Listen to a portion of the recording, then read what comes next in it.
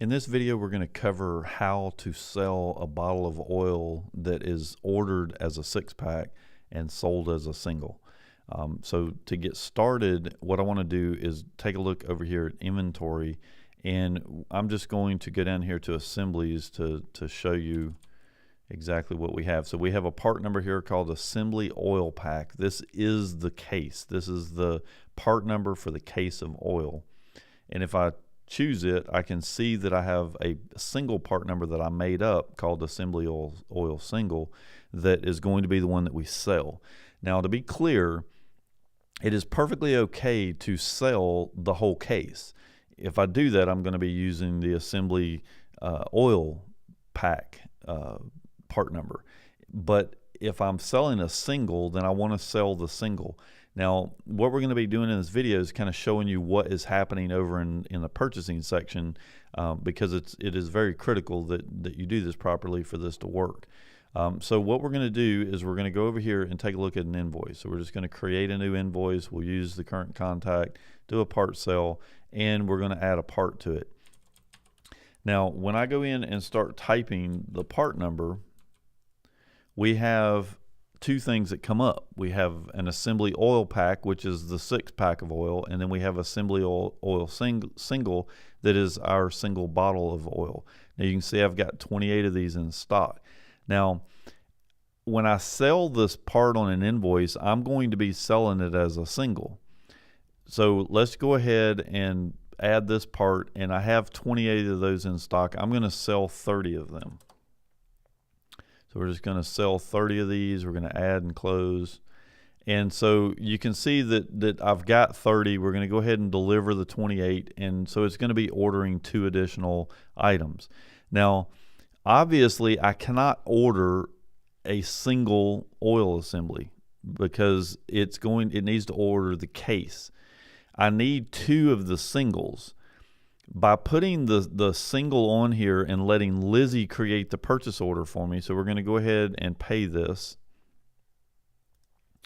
which is what's going to get Lizzie to go ahead and create the purchase order for the additional 2.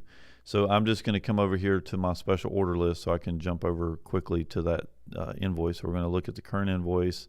I'm going to open up the detail, and we're just going to jump over to that assembly or to that order. But notice over here that Lizzie has replaced that single part number, and we've got a new icon here to show us that this is an assembly that has been added to the purchase order.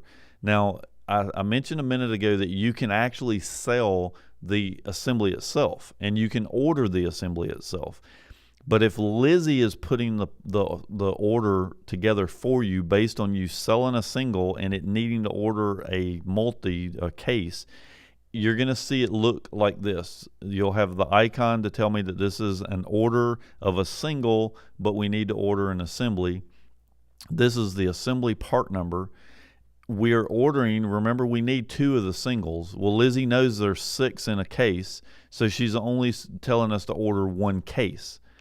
And then it tells me that the special order quantity is 2. This is not 2 cases, it's 2 individuals, because again, because of the way this looks, Lizzie is kind of tricking the system into thinking that it's going to be ordering a single, but it really is ordering a case. Now, when you receive this order, you're going to actually be receiving the individual quantity because this order was placed as an individual, and Lizzie knows that, so she's going to be breaking the case down automatically when it comes in, so you'll be receiving the individual quantities at that point. So keep in mind that if you ever come to a purchase order and you do not see this icon, then you literally are ordering the case. If you do see this icon, then you're ordering the case, but Lizzie knows that it's actually for singles. In other words, break it up when the part comes in, break it up individual singles, and because that's the way they were originally sold. So this icon is a quick indication as to which one of these processes you're actually looking at on the purchase order.